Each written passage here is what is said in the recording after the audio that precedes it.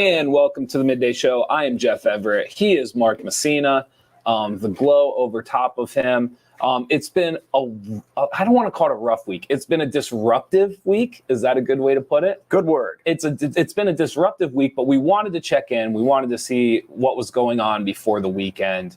So we're going to touch base on life, maybe a couple of things that are going on. Basically, just wanted to say hi before next week and before we get back on top of it. But before we get to all of that, by far the most important question of today, because to be honest, it's the only question I have today. Mark, how are you feeling? Well, we have news today. We have breaking news that we have to get out there.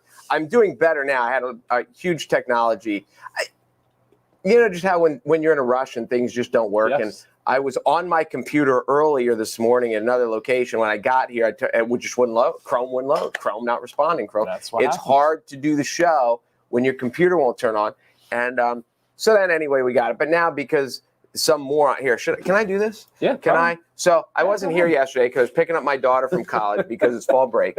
So I get this message. It's like, hey, I rearranged some stuff in your office and I just popped in. So here's my desk. This is what happened to my desk while I wasn't here yesterday. So this is the disaster. So everything behind me is like nice and clean and neat, but it all got piled, as you can tell, on my desk. So not only did I deal with this, and this is why I hate all my coworkers, all of them, every one of them. But because we work in the dark, and now because there's nothing on the wall behind, so I have this glow. I always said there was like a light bulb. This is almost angelic. So this is like, good versus evil, and this is the symbolism of the show today. First of all, everything that's on your desk right now, time out. First of all, how many iced tea boxes do you think I threw away yesterday? Yeah, please tell me that you recycled those. That's why they were being kept. They are cardboard, and they are recyclable, and that's why they were piled there. Listen, nothing's being recycled if it just sits on your side. It was going to be recycled. Going to be, like in 2025. And apparently it's not going to be now. No, in 2025, it might have actually. I would have got there. I threw out an absurd amount of iced tea boxes yesterday. This is all I'm going to say. Everything on your desk is a result of what you have just left behind. I just happened to put it all into piles on your desk instead of on the floor and on the couch and on the side of the wall. What was the problem with on the floor? Listen, if we're going to start having guests on, if we're going to have people come on, who said we're having guests? I want to have psychologists come on. They're not going to come in here. You don't think so? No. Yes, they will. They'll visit. You don't think they'll visit? No. People are dying to get out of their offices. They can't wait. Are they? Yes. Especially with winter coming. They're dying to get out of the house and come hang with us. It's going to happen. Listen, I've had grand plans for this room. Life happened. I get that. No complaints. But now, I'm back on the ball. I'm getting things set up. I have 2 shelves coming for us to put over top of our desks. It's we're moving forward. Your grand plans go on an up and down, whether you think that you're about to get dumped or not, and you're going to be homeless. Because you're like, there may be a chance that I'm squatting in the office, and I want it to be as homey as possible. You really think that's what it is? Yes. Really? Yeah. I mean, if that were the case, this would have been the Taj Mahal the last 4 months. Because I am homeless. So this easily would have been the Taj Mahal if that were the case. I did have something else important to say. And I don't know what it is. But anyway. Wait, where did that come from? That's been up there. That's how out of whack you are right now. You don't even notice. You don't even see that has been playing on the wall ever since I walked in. Yes, that has not changed. That. I did not. I've been here a half hour. Big plans, big changes coming. I've even looked into how to get a third microphone for us so someone can sit on the couch and have full audio with us as we talk to them. So this is what I was going to say. Not only do we have people that not want to come in with us, we are finding out that when we get highly passionate about I don't think in all the shows we've ever had a heated argument. We disagree vehemently. Oh yeah. But there's not been I've never had an ounce of anger towards you. I can't say the same the other. I would agree. No, I would agree with that. But the people outside, apparently sometimes we get really loud. Sure. And there are times that we go out and there's no one left. And I was like, where'd everyone go? And they're like, you two are so freaking loud. So today we're going to try to keep it calmer with my angelic glow over my head. Speaking of, I want to mention this, the Mummers Parade is canceled. Yes. There's a rumor, I guess, that it was going to be moved to Sunday. We are 99% sure that rumor is false, that it is just canceled for the year because they canceled it tomorrow because of weather.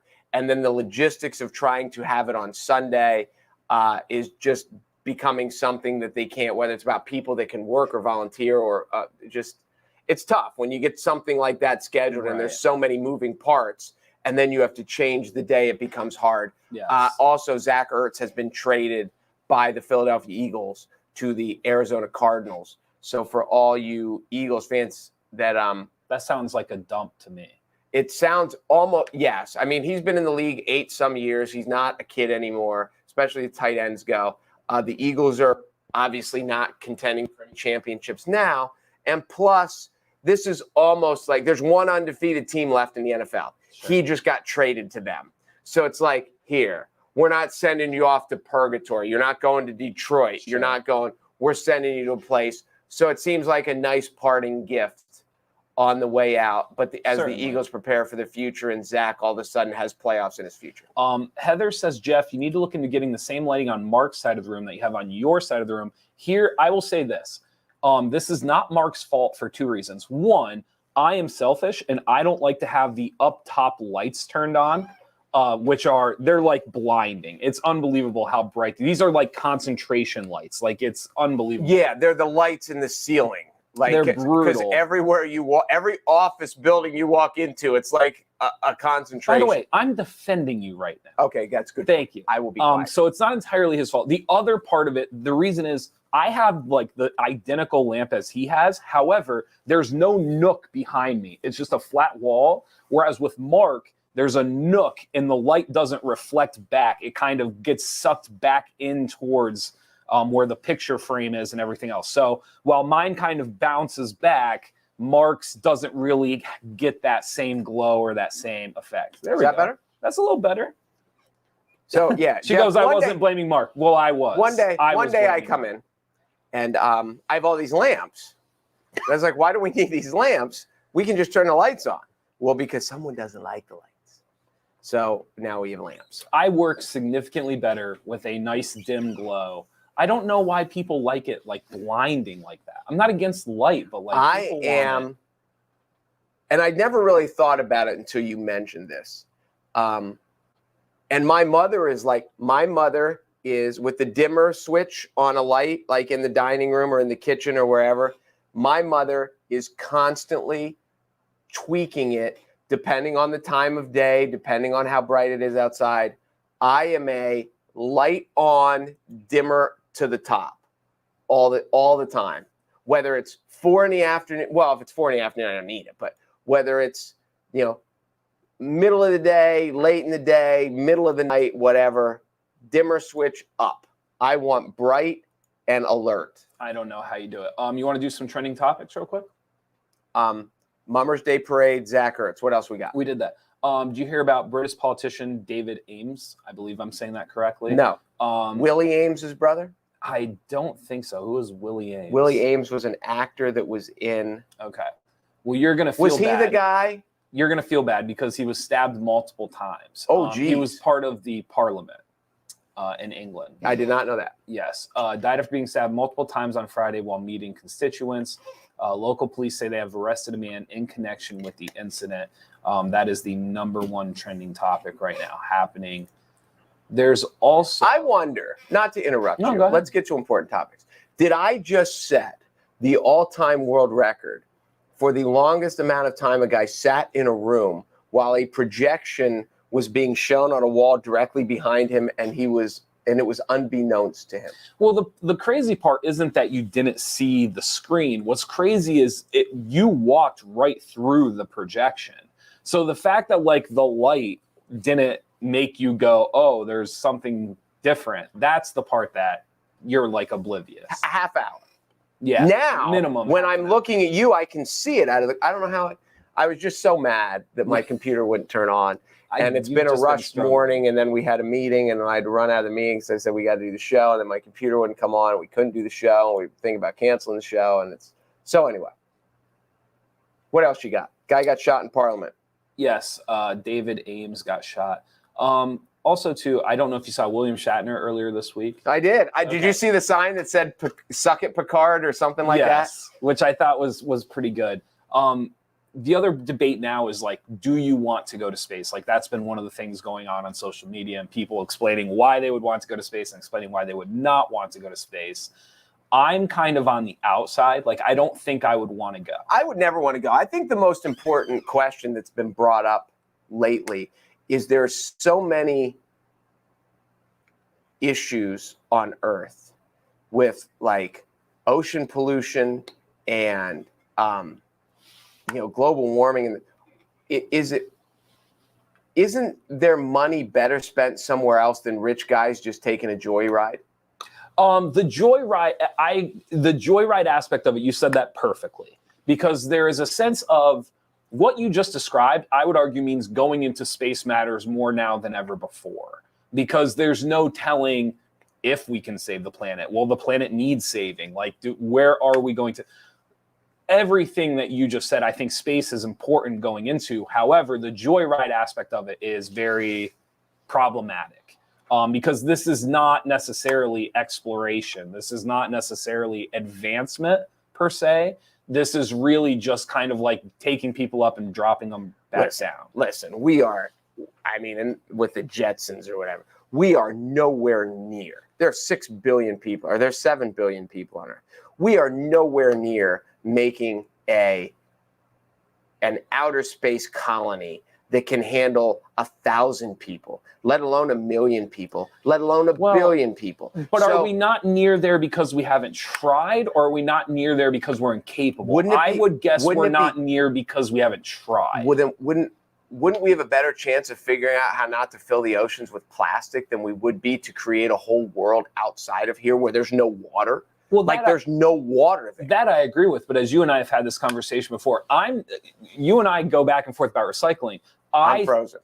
No, you're not. Yes, you are. Oh, now you are my screen. I go back and forth with you about recycling because I say to you all the time, like, I hate how they've made it an individual's problem. Like, recycling is not my problem. Until corporations and countries and organizations decide that they're going to do their part, like, do not pass the buck on to me. Like, it is like whatever fraction of recycling I'm going to do, it is not going to help if we continue the trends within our corporations and our countries right now. It's not. So I agree with you. Like, it seems simpler to keep the ocean clean of plastic, but at the rate we are going, like, actually probably not. Because you're not going to get corporations to stop. They've already shown they're not. I was thinking of this yesterday during my hours and hours and hours of driving. I think the only way to save the ocean is if there is I love that this is what you think about while you're driving. Eventually. I don't know. Yeah, I don't know why. I think about a lot of things. This is one of the things I thought about because this is the nerd in me coming out in the darkness. That there has to be a life form, a fishish, sea creature-ish, whether it's no matter how microscopic or big or whatever, that has to be able to ingest things with plastic and survive off of it. So there is some research done on that. Like, they've found like micro species and stuff like that they claim like can't eat plastics and can survive off of it. But it's one of those things where like it has to be in a controlled environment where like they want to eat plastic, and B, like, plastic is the only thing they want to consume. Because you're not going to be able to create a micro species that like targets plastics. Like, it's just not going to happen. It doesn't work that way. So what you're saying is not incorrect. They've actually already looked into this and they've worked on it. But the hard part is like in an uncontrolled environment like the ocean. When there's a buffet of the ocean, they're not picking the plastic. It's just hard to force them to like target it or locate it. I think it's the only way it gets better. I don't disagree with that.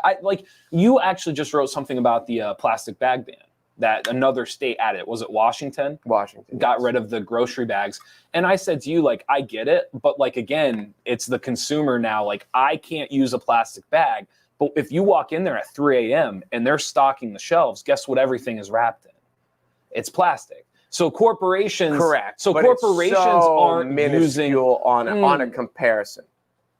As far as do you know how many billions of plastic bags, groceries, and convenience go through? Like billions. Yes. And they don't get recycled. Okay, but just as much gets used in order to ship it and stock it and put it on the shelves. Like it's first the of all, same. I wouldn't say just as much, but I also get the point of like, so say there's, just pick a number, 1 billion. Okay. If you cut it and make it 500 million, isn't that better?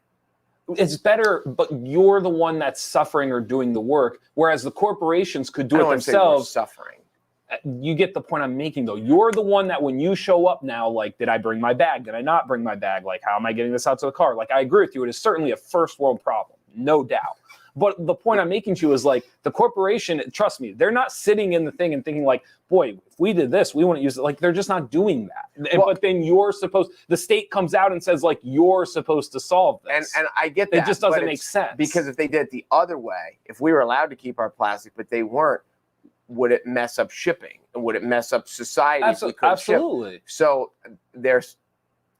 it's easy. So the struggle is yours instead of theirs. Yes. Because that's all I'm saying. But if they couldn't do it, then we would have new struggle. That's all I'm saying. Just like we have new struggle now. I understand that. And like I've said to you before, I don't necessarily like if I show up to the grocery store and there's not a plastic bag, I'm fine. Like this is not me like I'm not getting on my soapbox like crying because I don't get to use a plastic bag at the grocery store.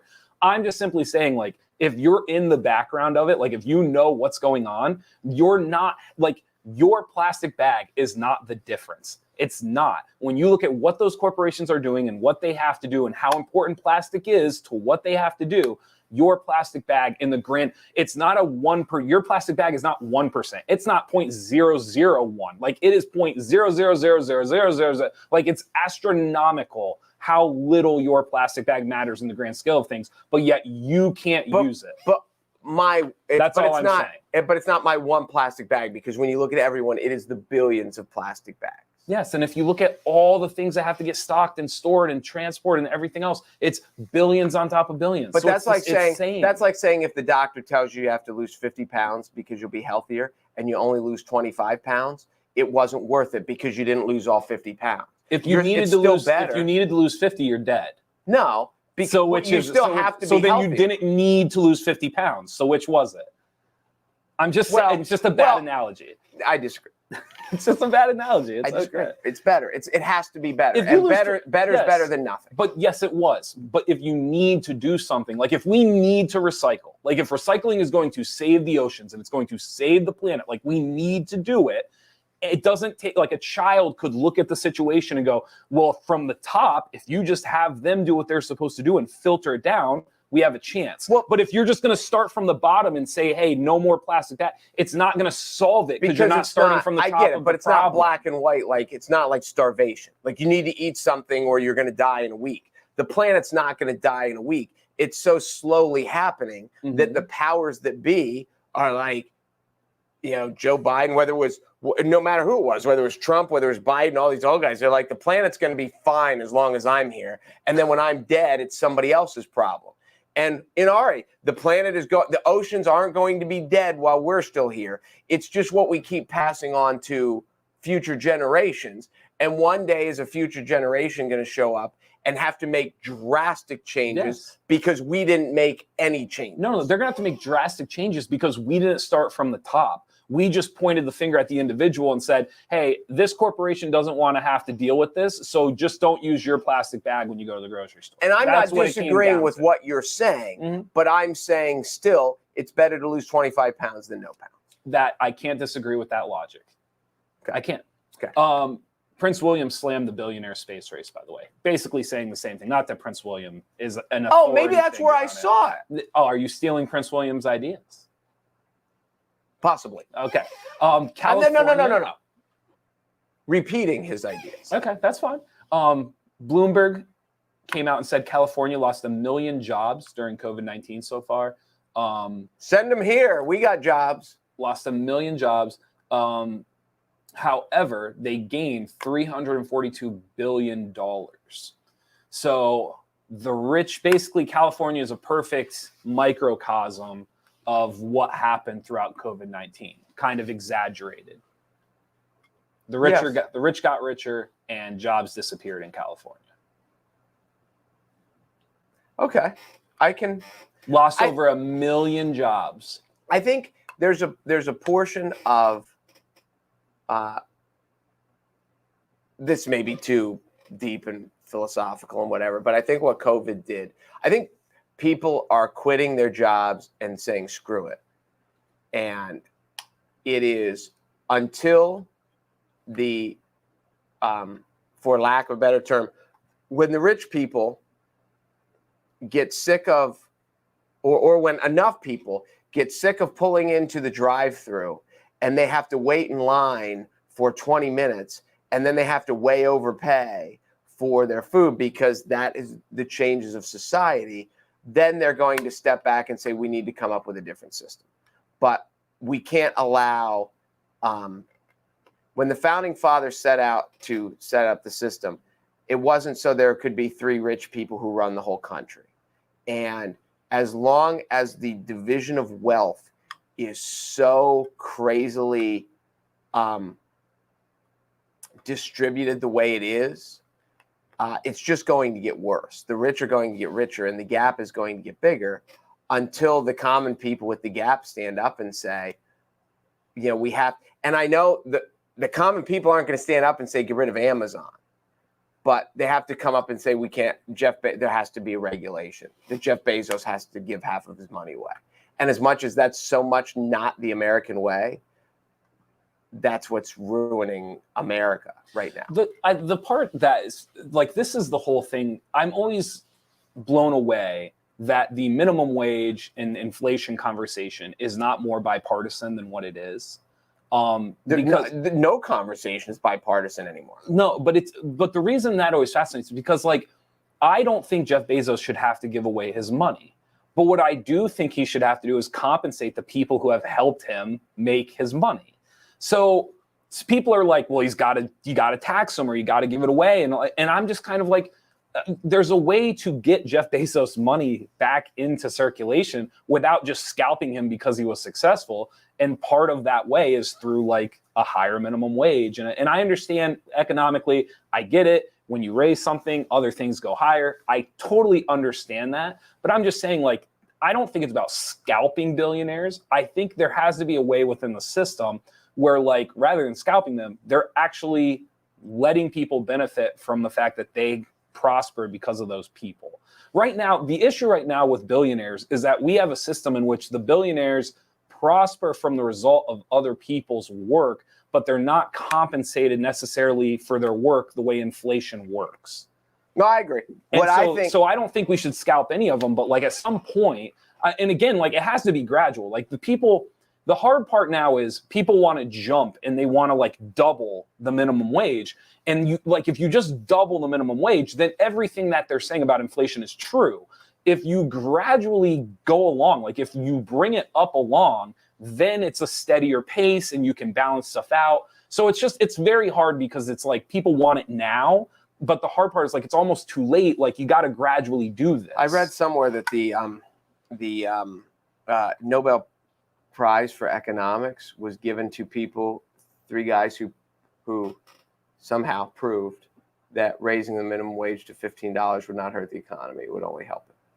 It would help the economy in the sense that more is flowing, but you're still, the inflation and everything's still going to go up. So they're not wrong. Like what they're saying, like, trust me, I'm not saying I'm smarter than like what they're saying is obviously correct. But it's that idea of like the word economy is very tricky because people value the economy very much, but really economy is just money in and out. Like it's just the fact that it's flowing and it's switching hands. That's right. Really what it comes down to. I think what's crazy, other than the halo over my head, is because it's funny when I look at you, I don't see it. Then I look back at the screen, I was like, that looks dumb. The YouTubers, the TikTokers, the crypto people have a chance to save us from ourselves. Because right now, the rich people run everything. The rich people are living too long. You can't win an office if you don't get rich. We've seen it here on a local level. The rich people handpick someone. The millionaires handpick someone to run for local county, whatever jobs. Sure.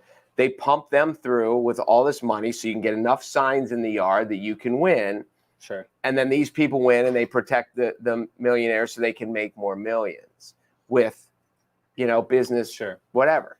So as long as this cycle, as long as the rich people keep getting in power, the people that they want in power, this is going to never change. Now, because of YouTube, because of TikTok, because of crypto, we're getting these rich people who, I don't want to say don't give a rip. Well, they're essentially lottery winners, some of them. Yes. I don't mean that to be negative. Like, some of them are incredibly intelligent, but in a weird way, like, they kind of struck the lottery. And they don't give a rip. No. And they're not influenced by, they're the kids who came up and said, I didn't go through society the way you did, and I didn't inherit it, and I didn't,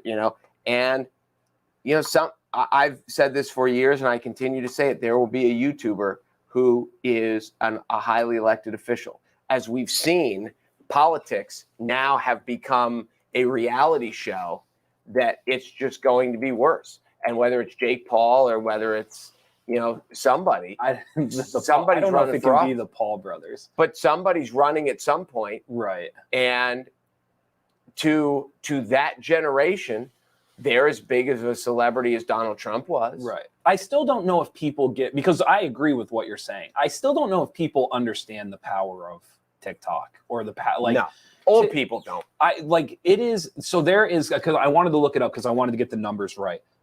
There's this girl named Addison Rae. Have you seen her at all? She's like a very bubbly personality. She doesn't. Rachel Ray's kid. Is it? I don't think it is. I want to make sure I say this correctly. Her skill is she is unbelievably likable.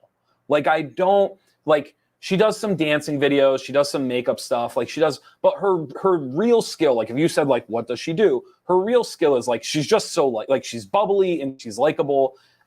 She started on TikTok. She was nobody. No one. And she started posting videos on July 2019. She is now like one of the biggest socialites that we have, strictly from TikTok. And she's bringing in $1 million a month plus, and she's doing it through advertising and through the social media and now makeup. And it is unbelievable the power of TikTok if you garner it and you fall into it. And that's what I mean by I'm not saying she's not worthy of it. I'm sure she's a great person, but that's what I mean by when I say it's kind of like a lottery ticket. You kind of go from nothing to something, and all of a sudden you matter, and all of a sudden to your point, now you have influence, now you have cred, and now you have the ability, and you're not influenced by previous years and generations of wealth and the money being handed down. You kind of are who you are, untouched. So I agree with everything that you're saying about how it's going to eventually influence politics. It is. There's too much. You should agree with everything I say. I don't. I am today. Either I feel bad for you today, or you're actually saying some really good points. Because you know who piled all this crap on my desk? You. I did, but some of it, some of that stuff. Look at pick something up and show it to the camera.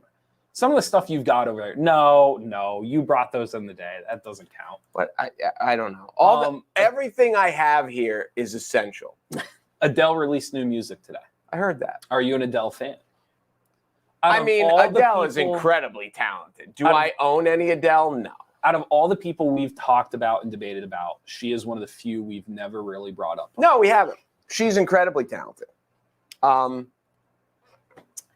Yeah, I don't know how else to say it. She is incredibly talented. You don't really listen to her, though? It's not really up your wheelhouse, or... I've never, ever sat down and said, I want to hear an Adele song. Okay.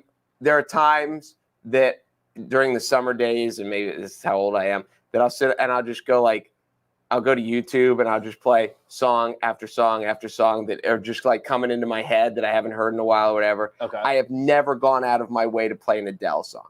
Okay. But is it Hello? Mm-hmm. Unbelievable song.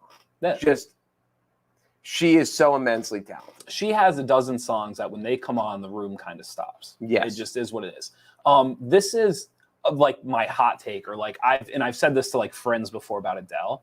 Somehow throughout everything, she is underrated.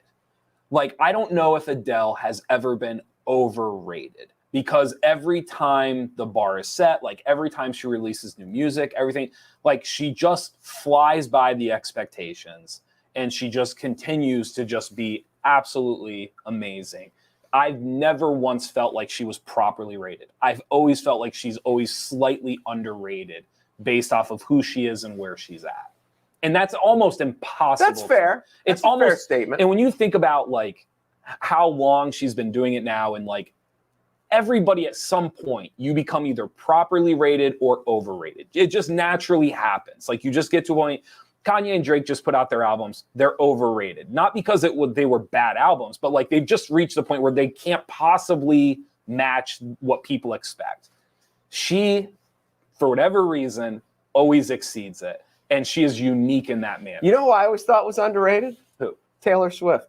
You think she's still underrated? She was like 12 years old. Well, yes, but I think now, especially given like the last 2 albums, I think she's properly rated. Like I think people treat her with the respect and the fame and expect exactly what they would get out of her. I think people still, like when they listen to Adele, it is like she still is better than what you would have every time.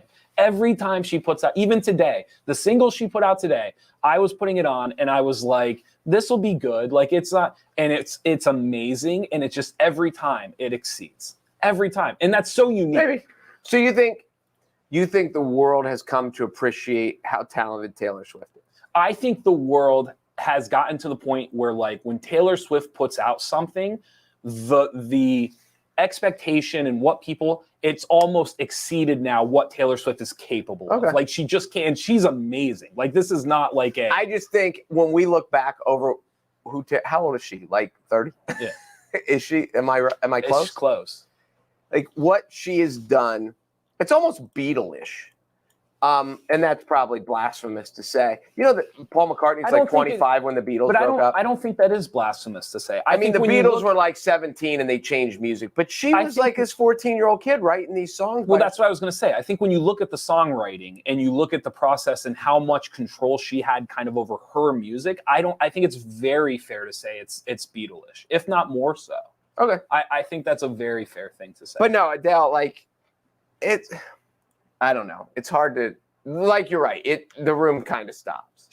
Taylor Swift is 31 now. Oh, so she's on the downhill side. There's just like when I think of Taylor Swift, when I think of Gaga, when I think of Beyonce, when I think of those people, there's an expectation, and when you hear it, they're either properly rated or it's just not quite there. And just we're 10, 15 years into Adele, and it's still churning. Like it's every time you hear it, it just goes up. Like she exceeds what you expected to hear. I truly believe that. So I'm not saying she's better than those people, but what I'm saying is she's in this unique area of pop, like Americana, where like she has somehow avoided ever being overrated. Well, okay, so now we'll dive into this because this is so important. Do you think it's because of outside of music? She has been much, and maybe she's been so much quieter than the others that she kind of disappears, and she's not, Beyonce's married to Jay-Z and Gaga has all her social issues. Maybe it's just because they're American. Adele is British, correct? Mm-hmm. That we see more of it, but Gaga's in movies now, and Taylor Swift just seem to always be in the news, whether it's just because what's his name's jumping on stage and telling her she doesn't. That Adele just kind of sings and then goes away. It's a good point. It certainly the lack of saturation, right? Like her ability to kind of remove herself when it's not from the limelight. When you're not listening to her music, her ability to kind of like it's either about her art or she kind of removes herself from every other conversation that you would have around pop stars, right? It's like we're either talking about her music. Now, she was sick for a while. I forget exactly what I didn't know that. I think I'm going to look this up just to be sure. I'm pretty sure she had throat cancer. Adele? Yes. Let me look up real quick just to make sure. Here we go. Here's a hot take for you. You want to read that one right there on the screen?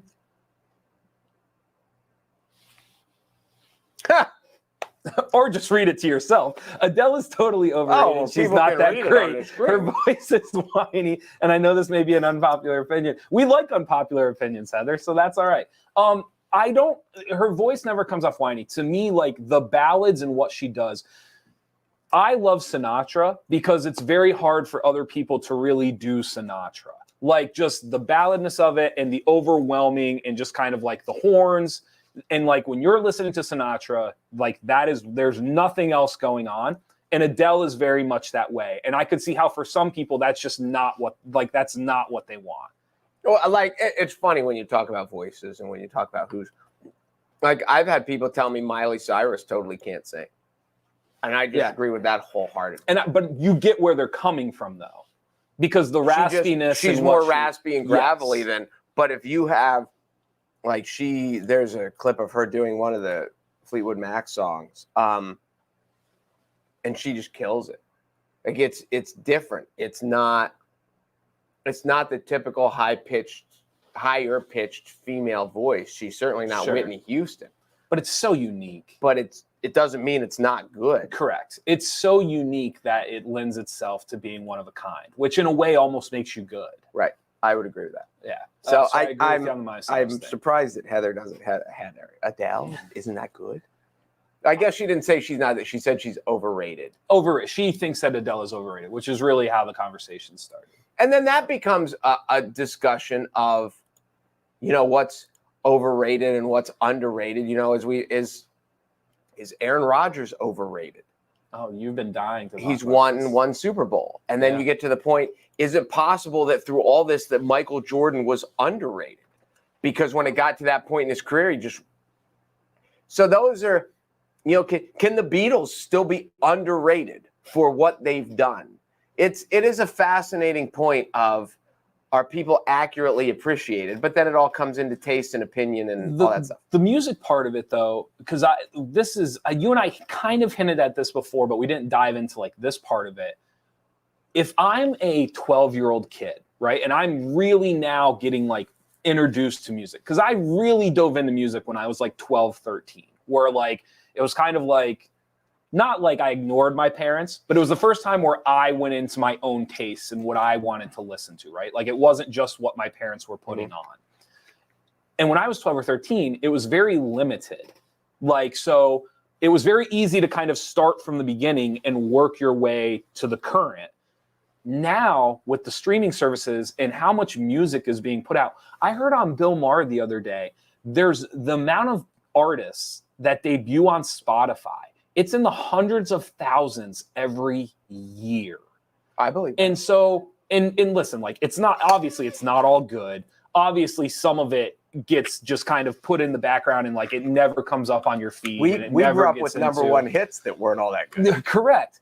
But there is this idea now of like, if I'm a 12 or 13-year-old kid, where do I even start? How do I even filter what I'm going to hear? And so, like, you do bring up a good point of, like, in 2025, 2030, 2035, like, in the next 10, 15 years, are the Beatles now underrated? Is Elvis underrated? Are, like, Whitney Houston underrated? Like, are these people that came up through, like, 50s, 60s, 70s, 80s, even into the 90s, and now they're trying to fight through this sea of just, like, content? All of a sudden, do these people become like vastly underrated because this younger generation just can't get to it? Well, that's a valid point. I read an article with, I think it was Springsteen, and he talked about how, as I'm ripping things and throwing them away right in the middle of the show, why not? Now you decide to clean. Why not? And I missed the trash can, I think, too, so we got more stuff on the floor. He was talking about when he showed up on the scene in like 72. He said rock and roll was so young. He said kind of everything we did, we could break barriers everywhere. We weren't. Now, when you think that Elvis was around in the 50s, when rock and roll showed up in the 50s, and when you look at what 50s music sound like, 60s and then 70s and then 80s and then 90s, what other sounds can you go with? Sure. So it becomes this: are we recycling? Are we copying? Are we? Well, everything is, and what I find so ironic about the whole situation is in the theatrical world, in the cinematic world, I should say, we repeat so much, and movies keep getting remade, and now all these comic books that are, have either 10 years old or 100 years old, and it's almost like movies have decided we've lost all originality. So we're just going to make stuff that's already been made, or we're going to make Top Gun again and Red Dawn again and Footloose again and all these things and just pump out another Rocky movie. Do you think, so I go back and forth on this and I can't decide which one I think it is. Do you think it's because there's nothing left to do? That's the first option, right? Like, we've just conquered all this different territory, and every discussion about how every story could be written has been had, right? Like, we've just saturated it. Or do you think with analytics and how we know numbers now, everything's just like cookie cutter to the point where it's like, well, you know, if you do this, it makes this much more. And if you do that, so it's just these tunnels of like, well, you can't make it that way, or you can't experiment and try that because we know this formula and this is how much it's going to make. I think it's more of that. You think it's more of that than the fact that we've tried everything. Yes. I go back. Honestly, there are times like, because you know, like you've wrote a book, like you've wrote a movie script, all those things. There are times where like I've sat down and I've tried to think about like, how would I have ended this movie, or what would I have done differently? And like, I read your book for you and gave you notes. So like, it's not something No. You read the screenplay. You never read the book. Okay, I read the screenplay and I gave you notes. The point I'm making though is, and I used lots of those notes in the book, which you still haven't read. But go ahead. Go on. But the point that I'm trying to make to you is, I think I go back and forth because like it is hard. Like, it is hard to come up with something original that no one has thought of. Really, really difficult. To the point and it's where risky. But that's where the if you do come up with something really new, but if like Facebook, you can make billions. But yes, but from a movie perspective, right? From like a music or a movie, like from the arts perspective, it is like the big thing now is on Netflix, they did the He's All That instead of She's All That. Okay. Did you see that? So they basically just flip-flopped it. So instead of it being a boy with a girl, it's a girl with a boy, and they just completely altered it. The other thing that they're doing now is like the same stories, but they just change the sport, or they change the geography, right? So that is like the new way of like, so none of it's actually, even when you're seeing something that's new, like, it's not even really. Well, and that's fair. And there's also, well, there's a couple points to it. The first point is, when I'd written another script before, and a friend of mine who's a writer, he read it, and he said to me, these are all the same. Right. Like, all these love stories, like boy meets girl, boy gets girl, boy loses girl, boy gets girl. And it's just how you tell that story which separates them. And there's something to that. The other aspect is, and I got a buddy who also says this, that things are formulaic for a reason. And it's not just, and people on the total surface of it, people say, well, it's formulaic because they work. Well, they work because people are comfortable with it. And people, I don't say they don't like change. Lots of times people would rather sit down and watch a movie they've already seen that they know they like than watching a new movie that they may or may not like. It's why people love the Hallmark Christmas movies, even though they're all the same, because it's comfortable, because you know what to expect and you know you like it going in. It's why people go to ice cream stores where there's 50 flavors and they order the same flavor all the time. But see, so this is, have you watched How I Met Your Mother? Mm-hmm. Okay, so this, to me, this was the ingenious of How I Met Your Mother, because I've had people that love it. I've heard people say they hated it. I'm kind of middle road. I enjoyed it. It wasn't one of my favorites. But to me, the ingenious was the show is really about him not getting the girl over and over and over again until he finally does get the girl. And so, like I've always joked, it's a Hallmark Christmas movie that's just stretched over season after season after season. It just keeps you sitting there until you finally get what you know is coming.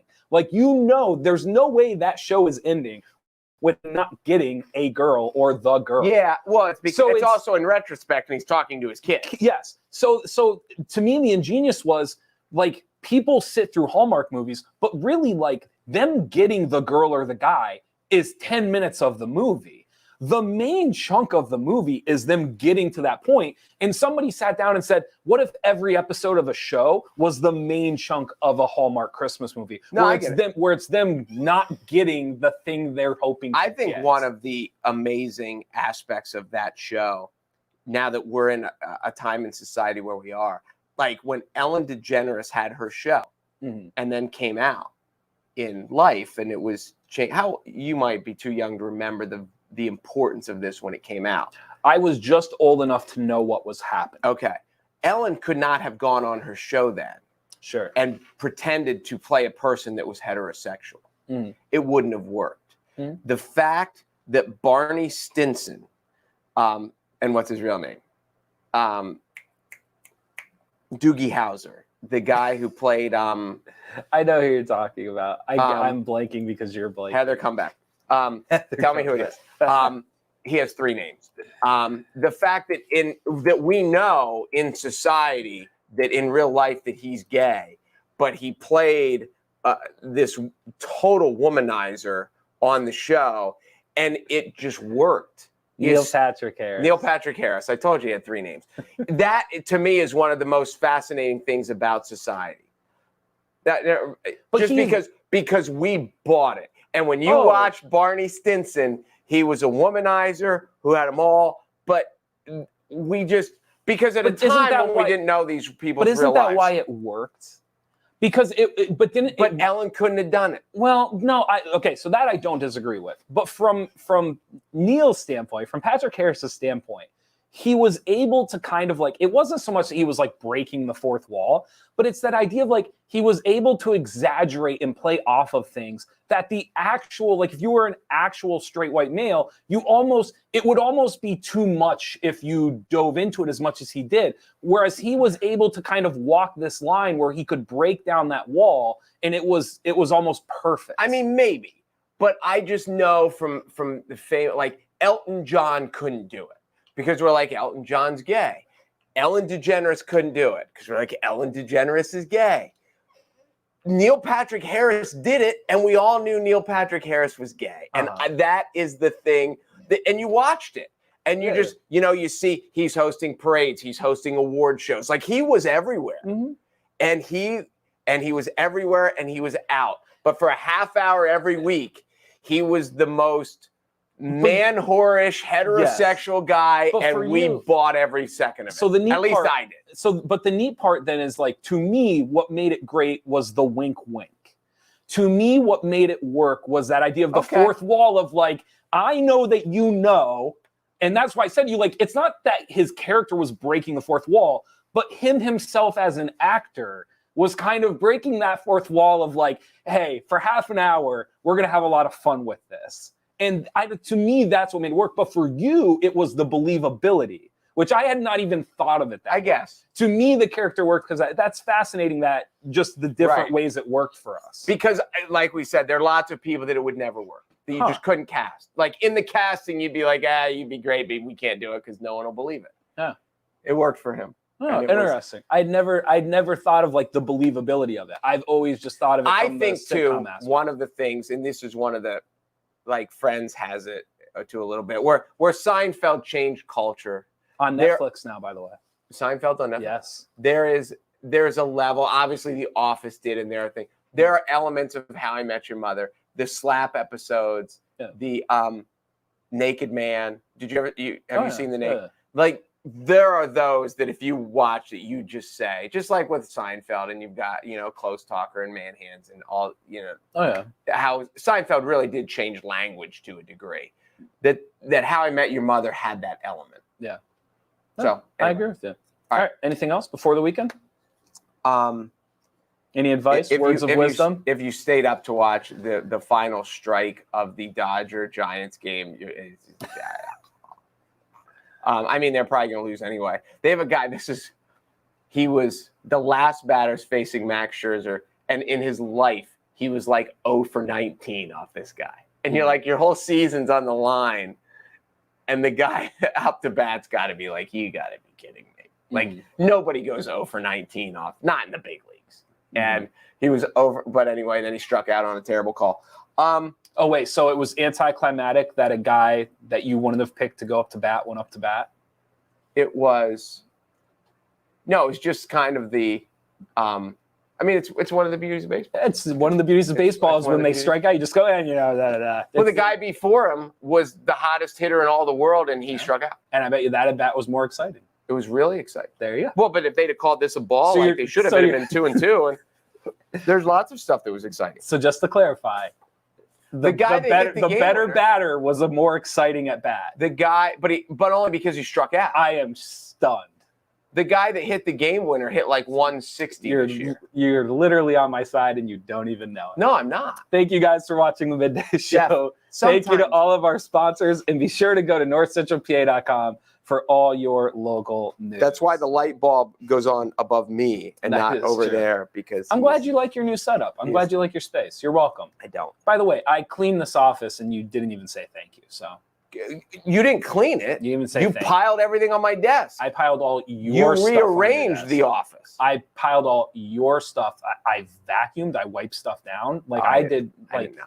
You didn't. You think I noticed that you vacuumed? There is a movie being projected on the wall that I didn't notice. You think I noticed that there was vacuuming done?